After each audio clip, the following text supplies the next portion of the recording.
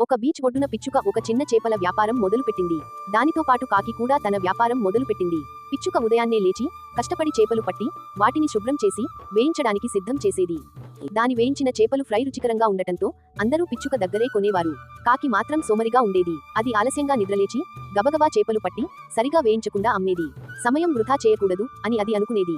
ఒక రోజు ఒక పెద్ద పావురం కొనుగోలుకు వచ్చింది. అది కాకి దగ్గర చేపలు కొని తిన్న వెంటనే ఇవి సరిగా వేగలేదు, రుచిగా లేవు అని చెప్పింది. తరువాత అది పిచ్చుక దగ్గర కొనుక్కుని తిని, నీ చేపలు చాలా శుభ్రంగా రుచిగా ఉన్నాయి, వాటి కోసం నేను ఎంతైనా ఇస్తాను అని చెప్పింది. కాకి ఆశ్చర్యపోయి, నేను తొందరగా వ్యాపారం ముగించాలని చూశాను, కానీ నష్టపోయాను. నువ్వు నెమ్మదిగా చేసినా లాభం ఎలా వచ్చింది అని అడిగింది. పిచ్చుక నవ్వి, వ్యాపారంలో సమయపాలన అంటే కేవలం తొందరగా చేయడమే కాదు, ప్రతి పనిని దానికి కేటాయించినంత సమయం ఇచ్చి పరిపూర్ణంగా చేయడం ముఖ్యం. కస్టమర్ సంతృప్తే నిజమైన లాభం అని చెప్పింది.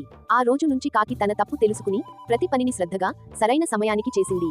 ఈ కథలోని నీతి, సమయపాలన అంటే తొందరపడటం కాదు, ప్రతి పనిని సరైన శ్రద్ధతో నాణ్యతతో పూర్తి చేయడానికి తగిన సమయాన్ని కేటాయించడమే. కథ నచ్చిందా? మరి అయితే ఇంకో కొత్త కథ కోసం వెంటనే సబ్స్క్రైబ్ చేసుకోండి.